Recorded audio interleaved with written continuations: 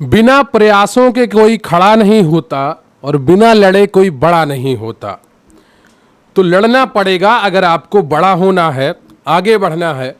अभी अपने वक्त से लड़ना होगा, अपनी आलस से लड़ना होगा, अपनी इच्छा शक्ति से लड़ना होगा।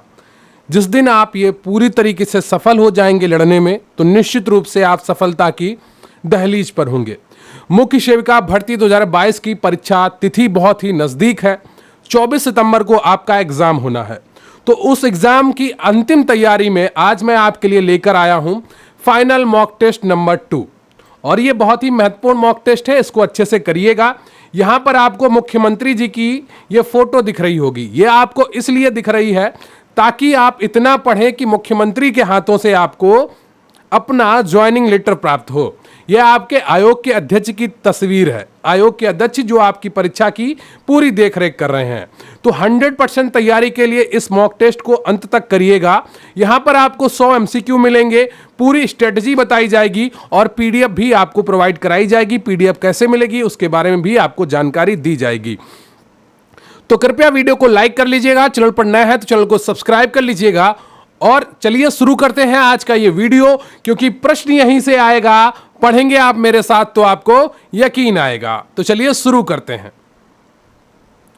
और एक बार मैं आपको बताना चाहूंगा कि अगर आप पीडीएफ प्राप्त करना चाहते हैं तो मात्र 100 रुपए में पीडीएफ प्राप्त कर सकते हैं।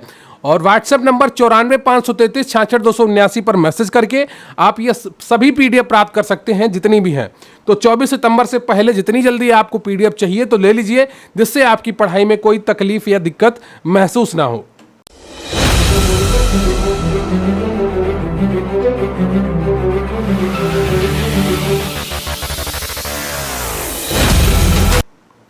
इसके अलावा मैं आपसे एक रिक्वेस्ट और करूंगा कि आप हमारे एक अन्य YouTube चैनल अभिषेक प्रताप सिंह को जरूर सब्सक्राइब कर लीजिए। उसका लिंक आपको डिस्क्रिप्शन बॉक्स में मिल जाएगा, या आप हमारे main channel quick revision classes पर जाएंगे तो वहां होम पेज पर भी आपको इसका लिंक मिल जाएगा। तो इस अभिषेक प्रताप सिंह चैनल को जरूर सब्सक्राइब कर लीजिए, इतना सहयोग करिए और आपकी तैयारी में लगातार अच्छी करवा रहा हूं। क्लियर आपको? तो पीडीएफ अगर आपको चाहिए तो व्हाट्सएप नंबर 9453366279 पर व्हाट्सएप मैसेज करिए, या डिस्क्रिप्शन बॉक्स में दिए गए लिंक पर जाकर मैसेज करिए। क्लियर आपको? आपका पहला प्रश्न है कि मुख्य सेविका किसे रिपोर्ट करती है? आंगनवाड़ी कार्यकर्ता को, सीडीपीओ को, गर्भवती महिला को, या उपरोक्त सभी को? बताइएगा कि मुख्य सेविका किसे रिपोर्ट करती है, यानी कि किसके नेतृत्व में कार्य करती है, किसके अंडर कार्य करती है। तो ये 3 तरीके से प्रश्न पूछा जा सकता है। तीनों तरीके मैंने आपको बता दिए हैं। और पहले का जो सही उत्तर है आपका, वो सही उत्तर है बी ऑप्शन, सीडीपीओ। कहीं पर आपको बाल विकास परियोजना अधिकारी लिखा मिलेगा, कहीं पर आपको विकास परियोजना अधिकारी लिखा मिलेगा। तीनों बात एक ही है। अगला प्रश्न है आपका कि विवाह स्त्री पुरुष के पारिवारिक जीवन में प्रवेश की संस्था है। तो इसका कौन सा ऑप्शन आपका सही हो जाएगा? वोगार्ट्स या वेस्टरमार्क या पीवी यंग या देसाई? बताइएगा कि विवाह स्त्री पुरुष के पारिवारिक जीवन में प्रवेश की संस्था है। ये इसका सही उत्तर क्या है? और इसका सही उत्तर है आपका ए ऑप्शन, वोगार्ट्स। अगला प्रश्न है आपका कि निम्नलिखित में से कौन उद्यमिता की प्रगति में शामिल है? जोखिम वहन करना, नव प्रवर्तन, सृजनात्मक क्रिया, या ये सभी? बताइएगा निम्नलिखित में से कौन उद्यमिता की प्रगति में शामिल है? तो तीसरे का जो सही उत्तर है आपका डी, ये सभी शामिल है। अगला प्रश्न है आपका कि 2011 की जनगणना के अनुसार प्रति 1000 पुरुषों पर महिलाओं की संख्या कितनी है? बहुत ही आसान उत्तर है, आपको बताना है। चौथे का कौन सा ऑप्शन आपका सही हो जाएगा?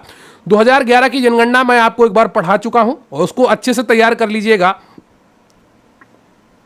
और यूपी जनगणना भी आप अच्छे से तैयार करिएगा। तो दोनों आंकड़े जो देश के हैं और यूपी के हैं उनको अच्छे से एक बार देखकर जाइएगा। तो चौथे का जो सही ऑप्शन है आपका वो बी हो जाएगा। 940 प्रति 1000 पुरुषों पर महिलाओं की संख्या है, जिसे महिला लिंगानुपात भी कहते हैं। ठीक है, महिला पुरुष लिंगानुपात भी कहते हैं। अगला प्रश्न है आपका कि निम्नलिखित में से कौन सा कारण भारत में निर्धनता के लिए उत्तरदायी माना जाता है? भाषा संबंधी संघर्ष, रोजगार से कम अवसर, मुकदमों की देर से सुनवाई, क्षेत्रीय विवाद? बताइएगा पांचवा, निम्नलिखित में से कौन सा कारण भारत में निर्धनता के लिए उत्तरदायी माना जाता है? तो पांचवे का कौन सा ऑप्शन आपका सही हो जाएगा? पांचवे का बी ऑप्शन आपका बिल्कुल सही है, रोजगार से कम अवसर। रोजगार के कम अवसर ही भारत में निर्धनता का एक मुख्य कारण है। अगला प्रश्न है आपका कि संस्कृति को भौतिक और अभौतिक संस्कृतियों में किसने वर्गीकृत किया है? मार्गन्य, बेवर्ण्य, सोरोकिन्य या आगवर्ण्य? बताइएगा छठे का कौन सा ऑप्शन आपका सही हो जाएगा। संस्कृति को भौतिक और अभौतिक संस्कृतियों में किसने वर्गीकृत किया है? छठे का कौन सा ऑप्शन आपका सही हो जाएगा? छठे का डी ऑप्शन आपका सही है, आगवर्ण्य किया है। क्लियर आपको? अगला प्रश्न है आपका कि बीएमआर में एम का क्या आशय है? मेटाबॉलिक, मेटा ऑर्गन, मसल्स या मेटामॉर्फिन? बताइएगा सातवें का कौन सा ऑप्शन आपका सही हो जाएगा। बीएमआर में एम का आशय है, और सातवें का तो सही उत्तर है आपका वो ए ऑप्शन है, मेटाबॉलिक। अगला प्रश्न है आपका कि भोज्य पदार्थों को परिवर्तन कर प्रयोग करने से आहार में पौष्टिक तत्वों की कमी हो जाती है, रुचि उत्पन्न होती है, कोई लाभ नहीं होता है, व्यवस्था में कठिनाई होती है। तो आठवें का कौन सा ऑप्शन आपका सही है, यह आपको बताना है। भोज्य पदार्थों को परिवर्तन कर प्रयोग करने से आहार में रुचि उत्पन्न होती है। क्या रुचि है ना, जैसे सेव का आपने काट के फ्रूट चाट बना ली है ना, आलू से समोसा बना लिया, आलू से कई सब्जी बना ली, यही रूपों में परिवर्तन है भोज्य पदार्थों के। क्लियर आपको? तो रुचि उत्पन्न होती है, इंटरेस्ट पैदा होता है। अगला प्रश्न है आपका कि निम्न में से विटामिन सी की कमी के कारण व्यक्ति में दिखाई देने वाला या वाले लक्षण है? मसूड़ों का सूज जाना, एनीमिया के लक्षण दिखाई देना, घाव का देरी से भरना या उपर्युक्त सभी? बताइएगा निम्न में से विटामिन सी की कमी के कारण व्यक्ति में दिखाई देने वाला या वाले लक्षण है। नवे का कौन सा ऑप्शन आपका सही हो जाएगा, यह आपको बताना है, और नवे का जो सही उत्तर है आपका वो डी है, उपर्युक्त सभी। अगला प्रश्न है आपका कि गर्भावस्था के दौरान ग्रामीण क्षेत्रों में स्त्रियां पीका विकार में क्या खाना पसंद करती हैं? चॉकलेट, चाक या मिट्टी, फल या मिठाई? बताइएगा 10वें का कौन सा ऑप्शन आपका सही हो जाएगा, और इसका सही उत्तर है आपका बी ऑप्शन, चाक या मिट्टी। अगला प्रश्न है आपका कि बच्चों के विकास के संदर्भ में उनकी अवस्थाओं का सही क्रम क्या है? यह आपको पहचानना है। 11वें प्रश्न में शैशवावस्था, गर्भावस्था, किशोरावस्था या बाल्यावस्था या प्रौढ़ावस्था? गर्भावस्था, किशोरावस्था, बाल्यावस्था या शैशवावस्था या प्रौढ़ावस्था? गर्भावस्था, बाल्यावस्था, शैशवावस्था, किशोरावस्था या प्रौढ़ावस्था? गर्भावस्था, शैशवावस्था, बाल्यावस्था, किशोरावस्था, प्रौढ़ावस्था? तो बताइएगा कौन सा ऑप्शन आपका सही है। बच्चों के विकास के संदर्भ में उनकी अवस्थाओं का सही क्रम क्या है? पहले से आखिरी के बारे में आपसे पूछा गया है और आपको बताना है। बताइएगा कौन सा ऑप्शन आपका सही है। 11वें का डी ऑप्शन आपका सही है। अगला प्रश्न है आपका कि शिशु के जन्म के बाद उसकी देखभाल करते हैं चिकित्सक, नर्स, प्रशिक्षक, दाई या ये सभी? बताइएगा शिशु के जन्म के बाद उसकी देखभाल करते हैं। 12वें का कौन सा ऑप्शन आपका सही है? ये सभी है, इनमें से कोई भी शिशु की देखभाल कर सकता है। अगला प्रश्न है आपका कि बृहत पोषक तत्वों के अंतर्गत शामिल होने वाले वे तत्व कौन से हैं जो भोजन तथा ऊर्जा के लिए महत्वपूर्ण भाग होते हैं? प्रोटीन, वसा, कार्बोहाइड्रेट या ये तीनों? बताइएगा बृहत पोषक तत्वों के अंतर्गत शामिल होने वाले वे तत्व कौन से हैं जो भोजन तथा ऊर्जा के महत्वपूर्ण भाग होते हैं? 13वें का कौन सा ऑप्शन आपका सही है? बताइएगा। आपको पता है इन तीनों से ऊर्जा का सबसे ज़्यादा मात्रा मिलती है, वसा से सर्वाधिक, प्रोटीन और कार्बोहाइड्रेट से लगभग बराबर, लेकिन जो हमारे शरीर का 70% लगभग ऊर्जा का स्रोत होता है वो कार्बोहाइड्रेट होता है, और जो प्रोटीन होता है वो हमारे शरीर के लिए, ऊतकों के निर्माण के लिए, टूट फूट के लिए बहुत ही आवश्यक होता है। वसा जो है हमारे दिमाग के लिए आवश्यक होती है, त्वचा के ऊतकों के लिए आवश्यक होती है। तो 13वें का आपका डी ऑप्शन सही है, ये तीनों। अगला प्रश्न है आपका कि सुव्यवस्थित विधि से पकाया गया भोजन होता है हानिकारक, सुपाच्य, आकर्षक या स्वास्थ्यवर्धक? 14वें का कौन सा ऑप्शन आपका सही हो जाएगा, यह आपको बताना है। सुव्यवस्थित विधि से पकाया गया भोजन होता है, तो 14वें का तो सही उत्तर है आपका वो हो जाएगा डी, स्वास्थ्यवर्धक। अगला प्रश्न है आपका कि किसी बच्चे के विकास की प्रक्रिया आरंभ होती है 2 वर्ष की आयु के बाद, 5 वर्ष की आयु के बाद, 7 वर्ष की आयु के बाद या माँ के गर्भ से ही? 15वें का कौन सा ऑप्शन आपका सही हो जाएगा, यह आपको बताना है। किसी बच्चे के विकास की प्रक्रिया आरंभ हो जाती है, तो 15वें का तो सही उत्तर है आपका वो हो जाएगा डी। अगला प्रश्न है आपका कि किस प्रतिरक्षा का अभिलक्षण स्मृति होता है? स्मृति, श्वसन, अमाशय, इनमें से कोई नहीं? बताइएगा किस प्रतिरक्षा का अभिलक्षण स्मृति होता है। 16वें का कौन सा ऑप्शन आपका सही हो जाएगा, और इसका सही उत्तर है आपका ए, स्मृति प्रतिरक्षा। अगला प्रश्न है आपका कि निम्नलिखित में से कौन सा युग्म सुमेलित नहीं है? डेंगू बाइफिजिक फीवर, मलेरिया ज्वर, intermittent fever, typhoid fever, typical continuous fever, measles fever, low grade fever. तो बताइएगा 17वें का कौन सा ऑप्शन है, कौन सा युग्म सही सुमेलित नहीं है? और इसका सही उत्तर है आपका डी ऑप्शन। अगला प्रश्न है आपका कि परामर्शन का स्वरूप होता है विकासात्मक, निरोधात्मक, उपचारात्मक या ये सभी? तो 18वें का कौन सा ऑप्शन आपका सही हो जाएगा? 18वें का डी ऑप्शन आपका सही है। ठीक है, विकासात्मक, निरोधात्मक और उपचारात्मक होता है, उपचारात्मक। अगला प्रश्न है आपका कि WHO का पूरा नाम क्या है? World health organisation, world healthy organisation, well healthy organism या वेल हेल्थ ऑर्गेनाइजेशन? बताइएगा कौन सा ऑप्शन आपका सही हो जाएगा? 19 का। तो 19 का कौन सा ऑप्शन आपका सही है? 19 का ए ऑप्शन सही है आपका, वर्ल्ड हेल्थ ऑर्गेनाइजेशन। अगला प्रश्न है आपका कि बच्चों को DPT के कितने टीके लगाए जाते हैं? 2 टीके, 3 टीके, 4 टीके या 5 टीके? तो मुख्यतः कितने टीके लगाए जाते हैं वो आपको बताना है। और 20 का कौन सा ऑप्शन आपका सही हो जाएगा? बी ऑप्शन सही है आपका, 3 टीके। अगला प्रश्न है आपका कि बेहतर स्वास्थ्य सेवाओं को क्रियान्वित सुनिश्चित करने के लिए महिला स्वास्थ्य कार्यकर्ता को निम्न में से किसके साथ सामंजस्य बिठाकर चलना चाहिए?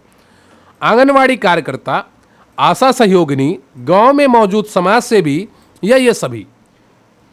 21 का कौन सा ऑप्शन आपका सही होगा ये आपको बताना है।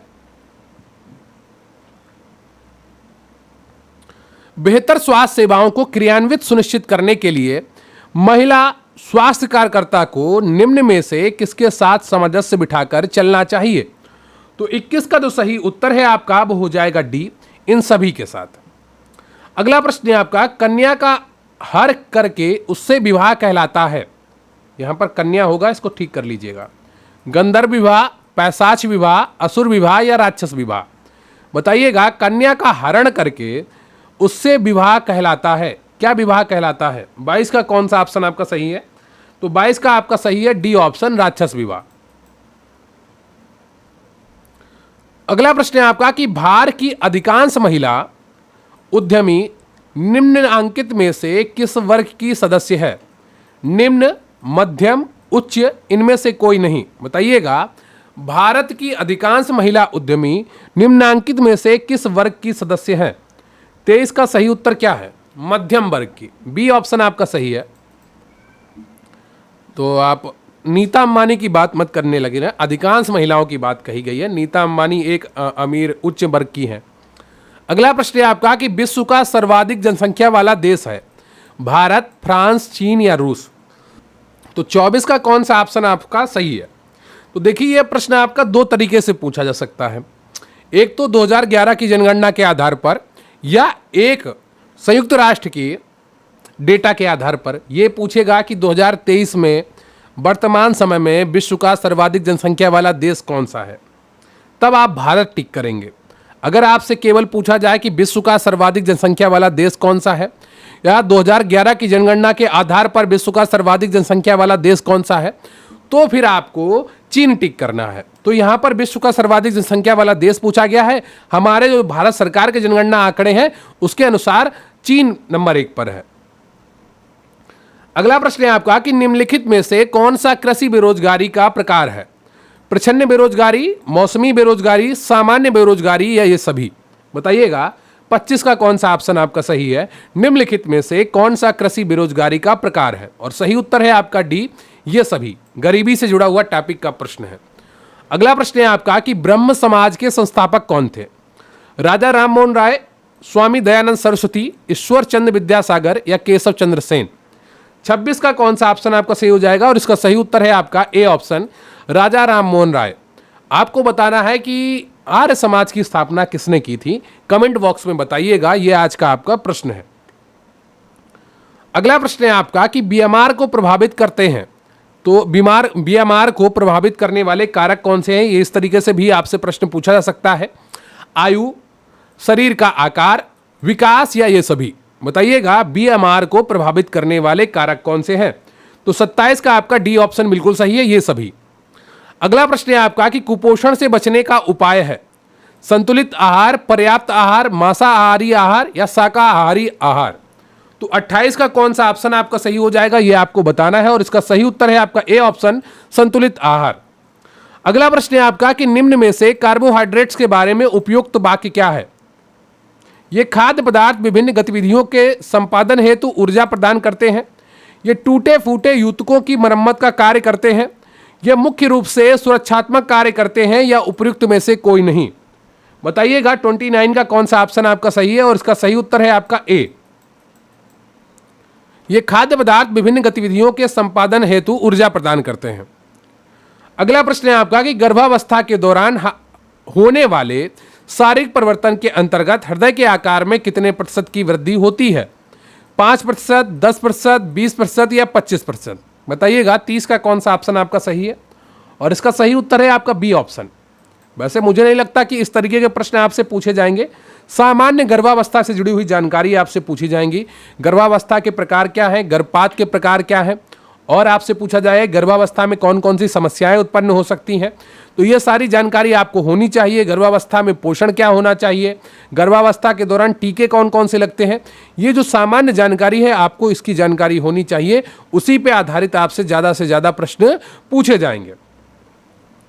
अगला प्रश्न है आपका कि नवजात शिशु में सामान्यतः कितना वजन होता है। 2.5 से 3.5 किलोग्राम, 4 से 6 किलोग्राम, 1 से 1.5 किलोग्राम या इनमें से कोई नहीं। 31 का कौन सा ऑप्शन आपका सही है ये आपको बताना है और इसका सही उत्तर है आपका ए ऑप्शन। अगला प्रश्न है आपका कि शिशु के स्नान हेतु जल का तापमान होना चाहिए अत्यधिक गर्म, अत्यधिक ठंडा, ना गर्म ना ठंडा, इनमें से कोई नहीं। तो कौन सा ऑप्शन आपका सही हो जाएगा। शिशु के स्नान हेतु जल का तापमान होना चाहिए 32 का कौन सा ऑप्शन सही है। ना गर्म ना ठंडा, सामान्य तापमान पर जल होना चाहिए। अगला प्रश्न है आपका कि बच्चों एवं महिलाओं में अल्प पोषण एवं एनीमिया जैसी स्वास्थ्य समस्याओं को कम करने के उद्देश्य से शुरू की गई परियोजना का नाम क्या है। बताइएगा बच्चों एवं महिलाओं में अल्प पोषण एवं एनीमिया जैसी स्वास्थ्य समस्याओं को कम करने के लिए उद्देश्य से शुरू की गई योजना का नाम क्या है। तो 33 का सही उत्तर है आपका ए ऑप्शन, पोषण अभियान। अगला प्रश्न है आपका कि भोजन पकाने में किसका प्रयोग हानिकारक होता है। घी, मसाले, सोडा, इनमें से कोई नहीं। बताइएगा भोजन पकाने में किसका प्रयोग हानिकारक होता है। तो 34 का तो सही उत्तर है आपका वो सी हो जाएगा। और कृपया वीडियो को लाइक कर लीजिएगा, चैनल पर नया है तो चैनल को सब्सक्राइब कर लीजिएगा। और एक बार मैं आपसे फिर से रिक्वेस्ट करूंगा कि हमारे एक और अन्य यूट्यूब चैनल अभिषेक प्रताप सिंह को आप सब्सक्राइब कर लीजिए। इसका लिंक आपको डिस्क्रिप्शन बॉक्स में मिल जाएगा, या आप हमारे quick revision classes YouTube channel पर होम पेज पर जाएंगे तो वहां पर भी आपको इसका लिंक मिल जाएगा। तो प्लीज़ इसको ज़रूर सब्सक्राइब करिए। यहाँ पर आपको कई अच्छी जानकारियाँ मिलेंगी और आपका काफ़ी मार्गदर्शन कराया जाएगा। और जब आपका सिलेक्शन हो जाएगा तो आपके जो इंटरव्यू हैं उसी चैनल पर अपलोड किए जाएंगे, आपके इंटरव्यू लिए जाएंगे हमारे चैनल के द्वारा।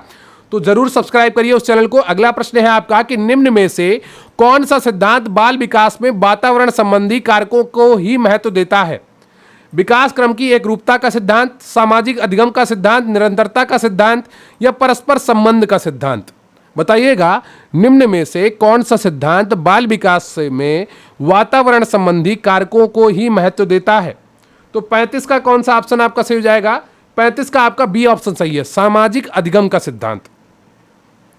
अगला प्रश्न है आपका कि मानव शरीर के रक्त में मौजूद लसिकाणु होते हैं बी लसिकाणु, सी लसिकाणु, टी लसिकाणु या ए और सी दोनों। बताइएगा मानव शरीर के रक्त में मौजूद लसिकाणु होता है।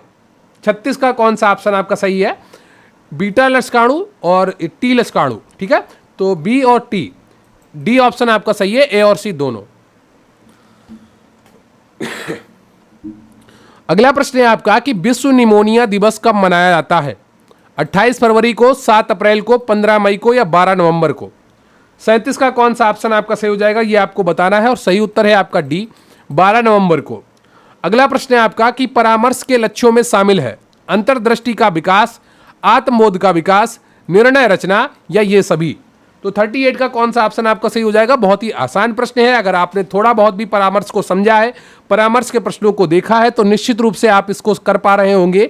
परामर्शन के लक्ष्यों में शामिल है और सही उत्तर है आपका डी ऑप्शन, उपर्युक्त सभी। अगला प्रश्न है आपका कि विश्व स्वास्थ्य सभा किस अंतर्राष्ट्रीय स्वास्थ्य एजेंसी की संरचनात्मक भाग है। विश्व स्वास्थ्य संगठन, खाद्य एवं कृषि संगठन, United Nations International Children's Emergency Fund या यूसैड। तो बताइएगा 39 का कौन सा ऑप्शन आपका सही है, ये आपको बताना है और इसका सही उत्तर है आपका ए ऑप्शन, विश्व स्वास्थ्य संगठन। अगला प्रश्न है आपका कि मुख्यतः कितने रोग शिशुओं की मौत के कारण होते हैं। मुख्यतः कितने रोग ऐसे हैं जो शिशुओं की मौत का कारण बनते हैं। प्रश्न ऐसा होना चाहिए था, थोड़ा भाषा में दिक्कत है लेकिन हो सकता है परीक्षा में भी आपको ऐसा ही छपा मिल जाए, इसलिए चीजों को ध्यान में रखिएगा। तो सही उत्तर है आपका बी ऑप्शन, 6 रोग। ठीक है।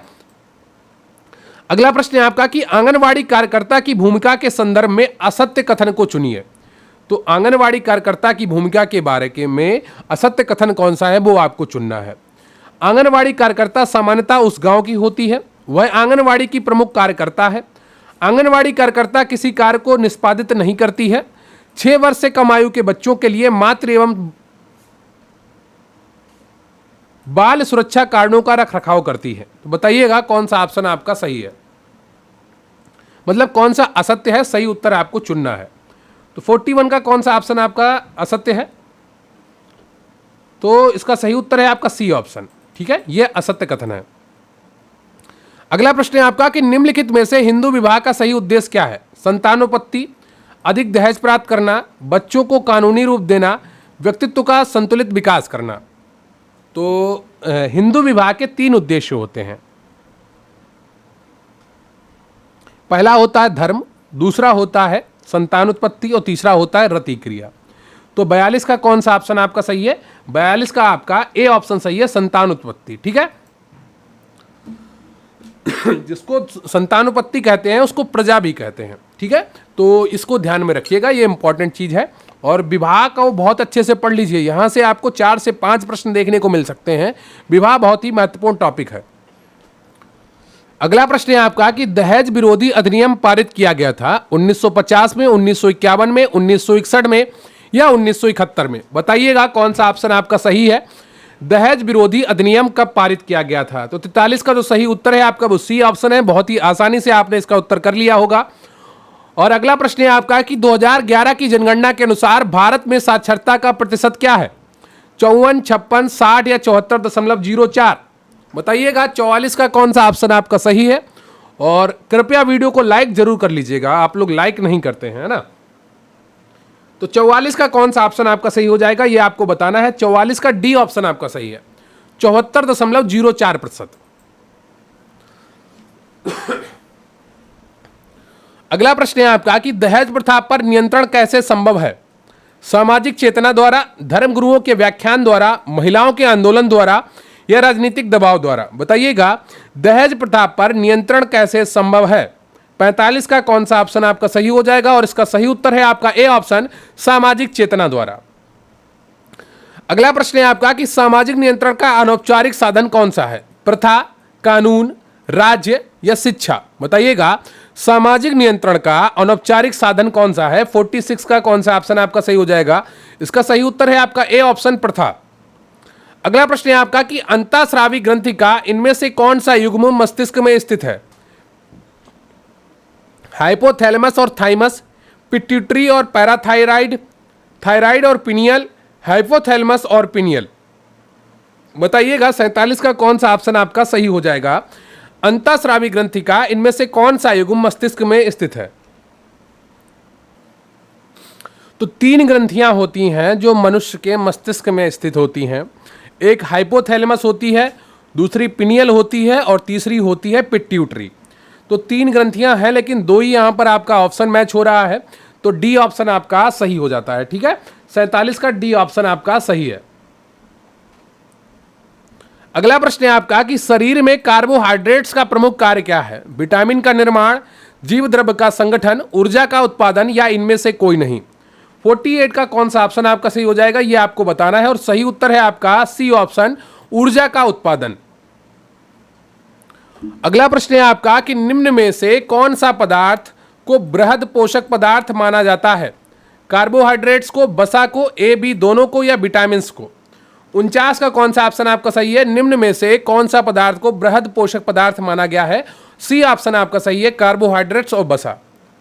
अगला प्रश्न है आपका कि स्तनों की नलिकाओं में वृद्धि किस हार्मोन के कारण होती है।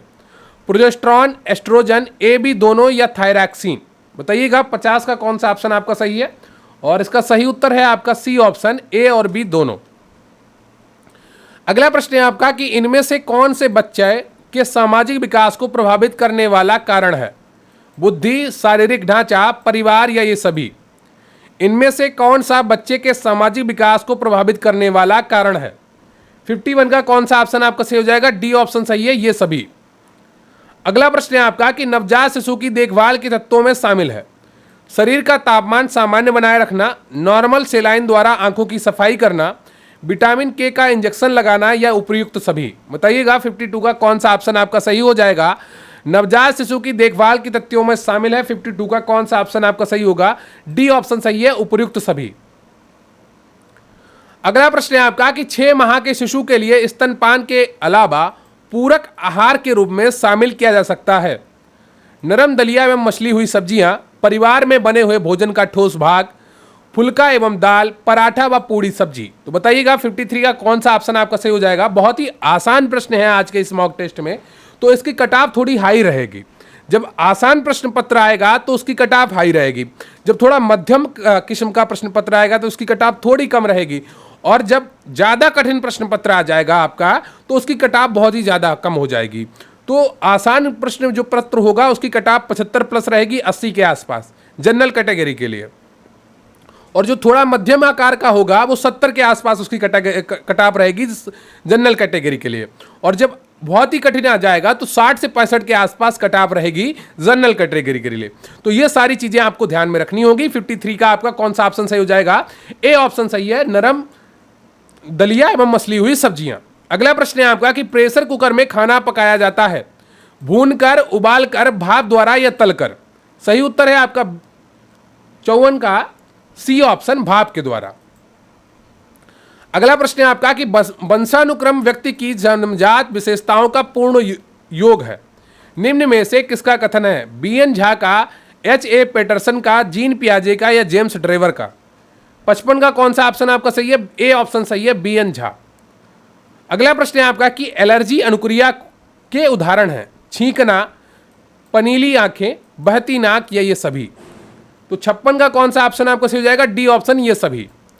अगला प्रश्न है आपका कि मलेरिया संबंधित है ज्वर से, अतिसार से, सामान्य ठंड से या छींकन से?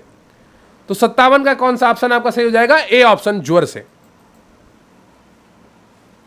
अगला प्रश्न है आपका कि निम्नलिखित में से कौन से कथन सत्य हैं? परामर्शन एक सतत प्रक्रिया है, परामर्शन मूलतः व्यक्ति के हित की दिशा में उन्मुख होता है, परामर्श में अनेक अनुक्रमिक गतिविधियां संपन्न होती हैं। तो बताइएगा इनमें कौन कौन से कूट सही हैं 58 में? और इसका सही उत्तर है आपका डी ऑप्शन, 1, 2, 3 सभी। क्लियर आपको? अगला प्रश्न है आपका कि निम्न में से किस अंतरराष्ट्रीय स्वास्थ्य एजेंसी का मुख्यालय रोम में स्थित है? विश्व स्वास्थ्य संगठन, खाद्य एवं कृषि संगठन, यूनिसेफ या यूसैड? बहुत ही आसान उत्तर है। निम्न में से किस अंतरराष्ट्रीय स्वास्थ्य एजेंसी का मुख्यालय रोम में स्थित है? तो 59 का तो सही उत्तर है आपका वो बी ऑप्शन है, खाद्य एवं कृषि संगठन। अगला प्रश्न है आपका कि हेपेटाइटिस बी के टीके की कितनी डोज शिशु को दी जाती है? 1 डोज, 3 डोज, 5 डोज या 6 डोज? 60 का कौन सा ऑप्शन आपको सही हो जाएगा? बी ऑप्शन सही है, 3 डोज। अगला प्रश्न है आपका कि माता को सामान्य से कम पोषण मिलने पर रिक्त स्थान पर प्रभाव पड़ता है? मां के दूध की गुणवत्ता, मां के दूध की मात्रा या उपरोक्त दोनों? तो सही उत्तर क्या हो जाएगा? इसमें डी ऑप्शन नहीं है, डी ऑप्शन कर लीजिए, इनमें से कोई नहीं। तो 61 का कौन सा ऑप्शन आपका सही हो जाएगा? सी ऑप्शन सही है, उपरोक्त दोनों। अगला प्रश्न है आपका कि हिंदू विधवा पुनर्विवाह अधिनियम किस वर्ष पारित हुआ? 1856, 1948, 1952, 1965? तो 62 का कौन सा ऑप्शन आपका सही है ये आपको बताना है, और इसका सही उत्तर है आपका ए ऑप्शन, 1856। अगला प्रश्न है आपका कि अभिन्नताओं के बावजूद ये एकता सूत्र में बनता है?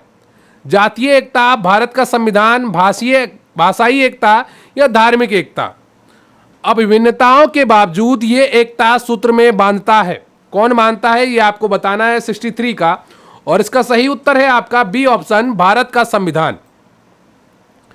अगला प्रश्न है आपका कि अनुकूलतम अथवा आदर्श जनसंख्या के सिद्धांत का समर्थक है, यह किसका कथन है? डाल्टन का है, माल्थस का है, चार्ल्स कूले का है या कन्फ्यूशियस का है? बताइएगा, अनुकूलतम अथवा आदर्श जनसंख्या के सिद्धांत का समर्थक कौन है? 64 का कौन सा ऑप्शन आपका सही हो जाएगा? सही उत्तर है आपका ए ऑप्शन, डाल्टन। अगला प्रश्न है आपका कि दहेज प्रतिषेध अधिनियम जाना जाता है वर्ष रिक्त स्थान के साथ 1960, 1961, 1962 या 1965? तो 65 का सही उत्तर क्या हो जाएगा आपका? बी ऑप्शन है 1961। अगला प्रश्न है आपका कि सामाजिक नियंत्रण का औपचारिक साधन निम्नलिखित में से क्या है? जनरीतियां हैं, कानून है, प्रथाएं हैं या रूढ़ियां हैं? तो 66 का कौन सा ऑप्शन आपका सही हो जाएगा, ये आपको बताना है और इसका सही उत्तर है आपका बी ऑप्शन, कानून है। अगला प्रश्न है आपका कि मेटाबॉलिक रेट मापन चाहिए व्यायाम से पहले, तो मेटाबॉलिक रेट कब मापना चाहिए ये आपसे पूछा गया है। यहां पर नामे एक मात्रा और लगा लीजिए। सुबह खाने से पहले, रात्रि भोज के बाद या विकल्प ए और बी दोनों?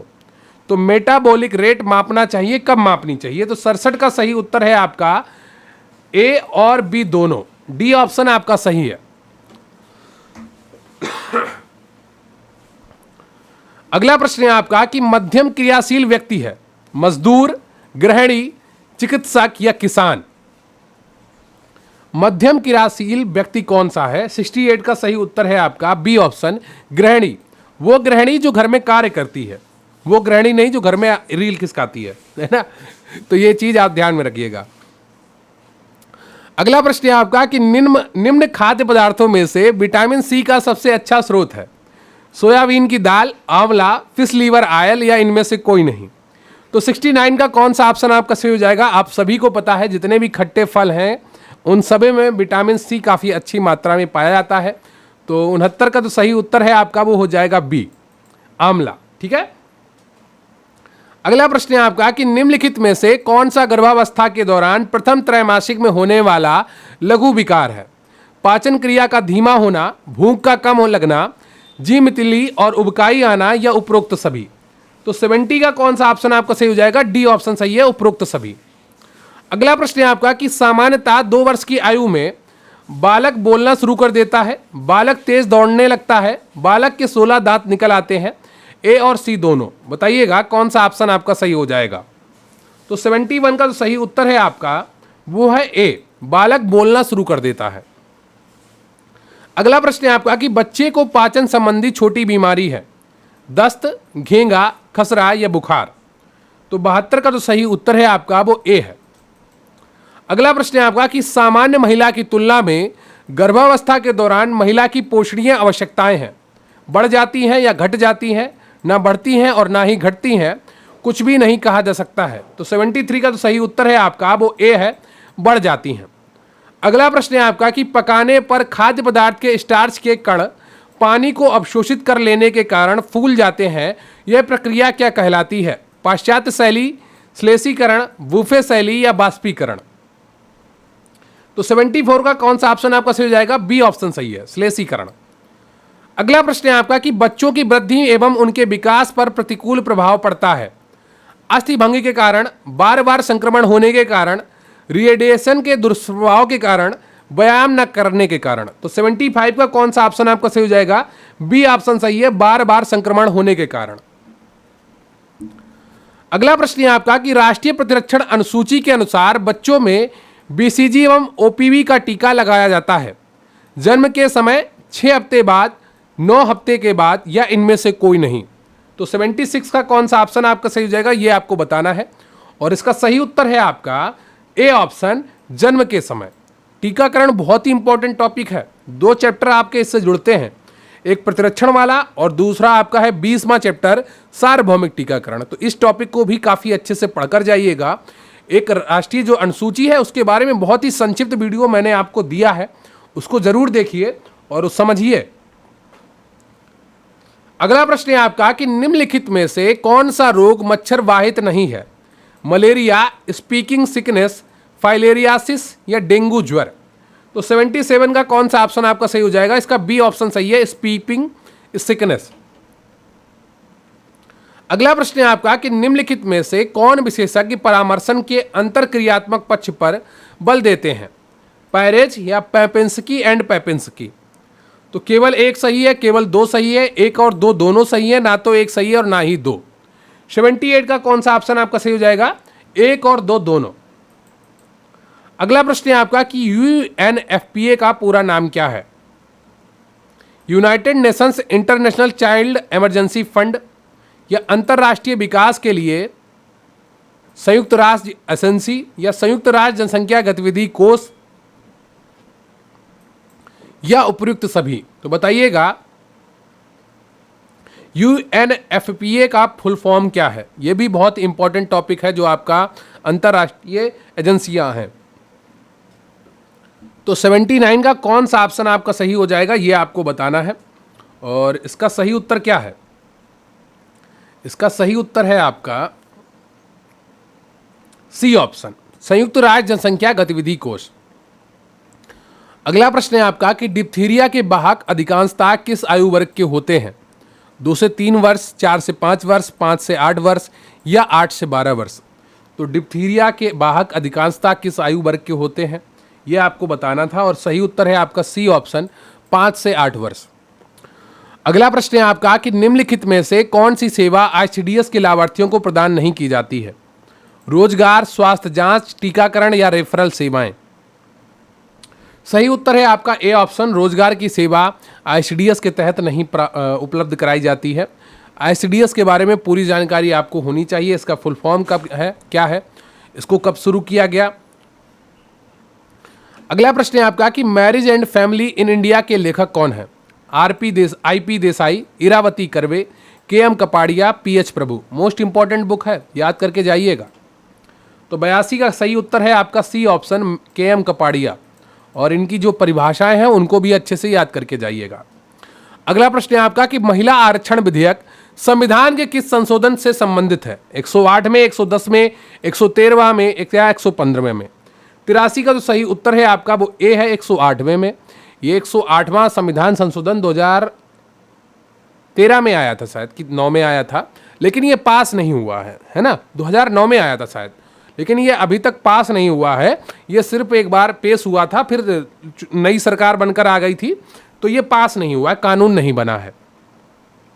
अगला प्रश्न है आपका कि an essay on the principle of population पुस्तक के लेखक कौन है? माल्थस, जोहान गुटनबर्ग, मार्क्स, या दुर्खिम? तो 84 का कौन सा ऑप्शन आपका सही है? ए माल्थस।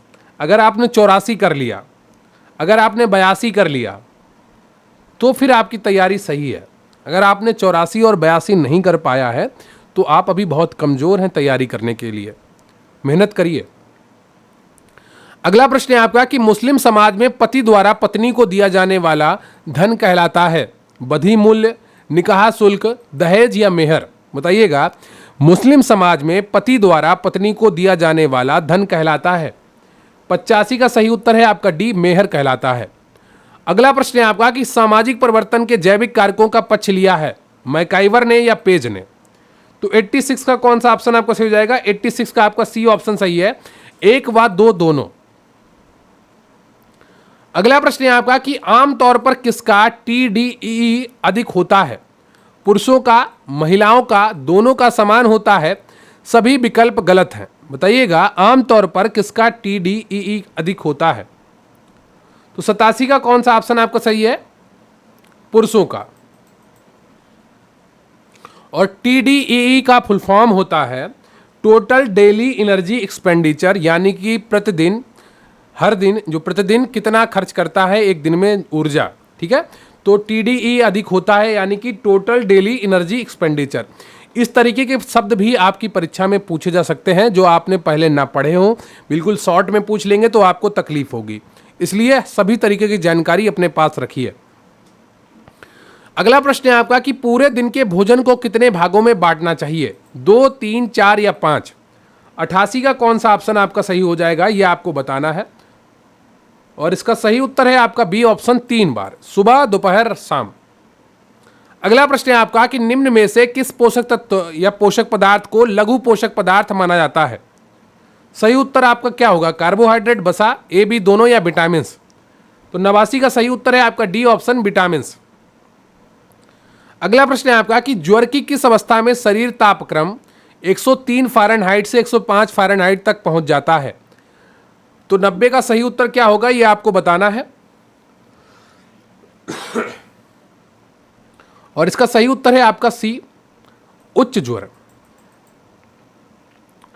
अगला प्रश्न है आपका कि जब किसी किशोर में किसी वस्तु, समस्या या परिस्थिति के लिए निजी स्तर पर निर्णय लेने की क्षमता का विकास परिपक्व होने लगता है तो इस विकास को कहते हैं परिपक्वता, संज्ञानात्मक विकास, आध्यात्मिक विकास या इनमें से कोई नहीं? बताइएगा 91 का कौन सा ऑप्शन आपका सही हो जाएगा? तो 91 का जो सही उत्तर है आपका वो बी है, संज्ञानात्मक विकास। अगला प्रश्न है आपका कि हम कमजोर नवजात शिशु की पहचान कैसे कर सकते हैं? 7.5 माह पूर्व होने से पहले जन्मा शिशु, तो गर्भावस्था का जो कालखंड है वो 7.5 माह पूर्ण होने से पहले ही अगर जन्म ले लिया है शिशु ने तो वो कमज़ोर हो सकता है। जन्म के समय शिशु का वजन 2 किलोग्राम से कम है, शिशु की आवश्यकता के अनुसार स्तनपान नहीं मिल पा रहा है, तो डी ऑप्शन सही होगा या और कोई ऑप्शन सही होगा ये आपको बताना है। तो 92 का सही उत्तर है आपका डी ऑप्शन, उपर्युक्त सभी। अगला प्रश्न है आपका कि एक बच्चे को 9 माह की उम्र में फॉलिक अम्ल की कितनी मात्रा दी जानी चाहिए? 10 mg प्रति डे, 25 mg प्रतिदिन, 10 mg प्रतिदिन, 50 mg प्रतिदिन? तो 93 का कौन सा ऑप्शन आपका सही है ये आपको बताना है, और 93 का तो सही उत्तर है आपका वो बी हो जाएगा, 25 mg प्रतिदिन। क्लियर है आपको? तो 93 का बी ऑप्शन आपका सही है। अगला प्रश्न है आपका कि अधिक व्यक्तियों को भोजन कराने तथा स्थान की कमी के आधार पर किस शैली का प्रयोग किया जाता है? परा भारतीय शैली, भारतीय शैली, पाश्चात्य शैली, बुफे शैली? तो 94 का कौन सा ऑप्शन आपका सही है? 94 का आपका डी ऑप्शन सही है, बुफे शैली। अगला प्रश्न है आपका कि वातावरणीय कारक में क्या शामिल है? पोषण, संक्रमण, भावनात्मक कारक या सभी? तो 95 का सही उत्तर क्या होगा? ये सभी शामिल होते हैं। संक्रमण भी वातावरण के आधार पर फैल जाता है, पोषण भी, वातावरण अगर अच्छा है तो अच्छा पोषण मिलता है, नहीं है कहीं पर तो दिक्कत होती है, और भावनात्मक कारक तो होते ही हैं। अगला प्रश्न है आपका कि भारतीय बाल रोग अकादमी की अनुशंसा के अनुसार बच्चों में खसरे का टीका लगाया जाता है जन्म के समय, जन्म के 9 माह बाद, 6 माह बाद या इनमें से कोई नहीं? बताइएगा। भारतीय बाल रोग अकादमी की अनुशंसा के अनुसार बच्चों में खसरे का टीका लगाया जाता है, तो 96 का कौन सा ऑप्शन आपका सही हो जाएगा? बी ऑप्शन सही है, जन्म के 9 माह के बाद। इसके साथ एक और खुराक दी जाती है, वो कौन से विटामिन की होती है? कमेंट करके बताइएगा। अगला प्रश्न है आपका कि निम्नलिखित में से कौन सा रोग प्रायः दूध के माध्यम से फैलता है? यक्षमा, प्लेटलेट्स की कमी या हीमोग्लोबिन की कमी या शर्करा की कमी? बताइएगा निम्नलिखित में से कौन सा रोग प्रायः दूध के माध्यम से फैलता है? तो 97 का तो सही उत्तर है आपका ए, यक्षमा। अगला प्रश्न है आपका कि परामर्शन के उद्देश्य क्या हैं? मानसिक स्वास्थ्य का विकास, पूर्णता, प्रक्रियात्मक व्यक्ति के रूप में विकास, क्षमताओं का अधिकतम विकास या उपयुक्त सभी? तो 98 का सही उत्तर क्या हो जाएगा? इसका सही उत्तर है आपका डी ऑप्शन, उपयुक्त सभी। अगला प्रश्न है आपका कि निम्न में से कौन सी अंतर्राष्ट्रीय स्वास्थ्य एजेंसी श्रमिकों संबंधी विभिन्न मुद्दों का निपटारा करती है? यूनिसेफ, अंतर्राष्ट्रीय श्रम संगठन, खाद्य एवं कृषि संगठन या इंडियन रेड क्रॉस सोसाइटी? तो 99 का कौन सा ऑप्शन आपका सही हो जाएगा ये आपको बताना है। निम्न में से कौन सी अंतर्राष्ट्रीय स्वास्थ्य एजेंसी श्रमिकों संबंधी विभिन्न मुद्दों का निपटारा करती है? और सही उत्तर है आपका बी ऑप्शन, अंतर्राष्ट्रीय श्रम संगठन, आईएलओ। आईएलओ का मुख्यालय कहां पर स्थित है? कमेंट करके बताइएगा, मुझे कमेंट्स का इंतजार रहेगा। अगला प्रश्न है आपका कि ओपीवी का तात्पर्य क्या है? Oral polio vaccine, otic polio vaccine, overdose polio vaccine, osmo polio vaccine? तो 100 का कौन सा ऑप्शन आपका सही हो जाएगा ये आपको बताना है, और इसका सही उत्तर है आपका A option, oral polio vaccine. Clear है आपको? ओपीवी का तात्पर्य ओरल पोलियो वैक्सीन से है। तो ये आपके 100 प्रश्न कंप्लीट हुए आज के मॉक टेस्ट में। अगर आप इसकी पीडीएफ प्राप्त करना चाहते हैं तो प्रतिज्ञा पीडीएफ बैच से जुड़ जाइए। मात्र 100 रुपए में आपको सभी मॉक टेस्ट की पीडीएफ मिल जाएंगी, और इसके अलावा भी आपको सभी पीडीएफ मिलेंगी, थ्योरी की पीडीएफ, एमसीक्यू पीडीएफ और क्विक रिवीजन नोट्स की पीडीएफ। व्हाट्सएप नंबर 9453366279 पर आप मैसेज कर सकते हैं, आपको पूरी जानकारी मिल जाएगी और पीडीएफ प्रोवाइड करवा दी जाएगी।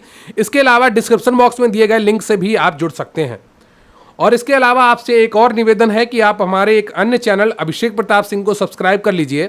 उसका लिंक आपको डिस्क्रिप्शन बॉक्स में मिल जाएगा, या आप क्विक रिवीजन क्लासेस के होम पेज पर जाएंगे तो वहां से भी आपको उसका लिंक मिल जाएगा। क्लियर है आपको? तो उसको भी आप सब्सक्राइब कर लीजिए। तो ये रहा आपका फाइनल मॉक टेस्ट नंबर 2। उम्मीद करता हूं आप सभी ने पूरी ईमानदारी के साथ एक एक प्रश्न को देखा होगा, समझा होगा और किया होगा। ये थोड़ा आसान तरह का मॉक टेस्ट था। इसमें आपको कम से कम जनरल कैटेगरी से हैं अगर आप, तो 80 से 85 के बीच आपके प्रश्न सही होने चाहिए इस मॉक टेस्ट में। अगर आप ओबीसी और ईडब्ल्यूएस कैटेगरी के हैं तो कम से कम आपके 73 से 78 के बीच में आपके प्रश्न सही होने चाहिए। और अगर आप एससी कैटेगरी से हैं तो कम से कम आपके 65 से 68 से 74 के बीच में प्रश्न सही होने चाहिए। 68 से 74 के बीच में आपके प्रश्न सही होने चाहिए। अगर आप एसटी कैटेगरी से हैं तो आपके 50 प्लस प्रश्न सही होने ही चाहिए, और अगर आप दिव्यांग हैं तो फिर आपके 50 के आसपास प्रश्न तो सही होने ही चाहिए। तो ये पूरी जानकारी थी जो आपको देनी थी, मैंने आपको दी है और पूरी मेहनत की है।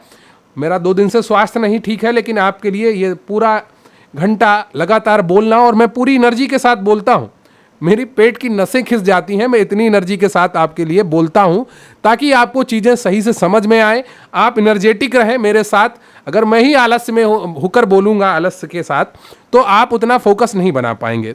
तो आप भी मेहनत करिए जैसे मैं आपके लिए मेहनत कर रहा हूँ।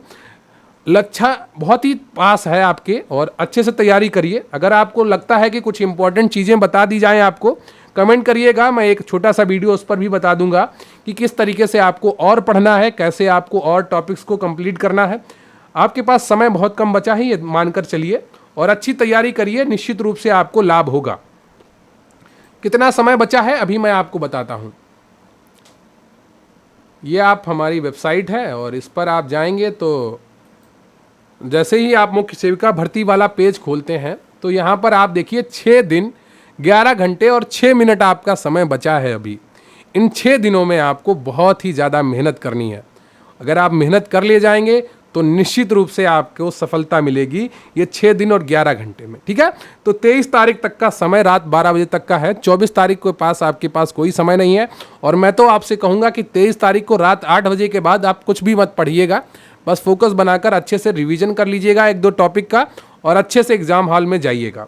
क्लियर है आपको? तो अच्छे से तैयारी करते रहिए, आपको पूरी जानकारी दे दी गई है, और मेहनत ही आपकी सफलता की सबसे बड़ी कुंजी है। मेरी शुभकामनाएं सदैव आपके साथ हैं। कृपया वीडियो को लाइक कर लीजिएगा, चैनल पर नए हैं तो चैनल को सब्सक्राइब कर लीजिएगा। अगर आपने वीडियो अभी तक लास्ट तक देखा है तो कमेंट बॉक्स में जय हिंद जय भारत जरूर लिखिएगा। थैंक यू वेरी मच, बहुत बहुत धन्यवाद आपका। जय हिंद जय भारत।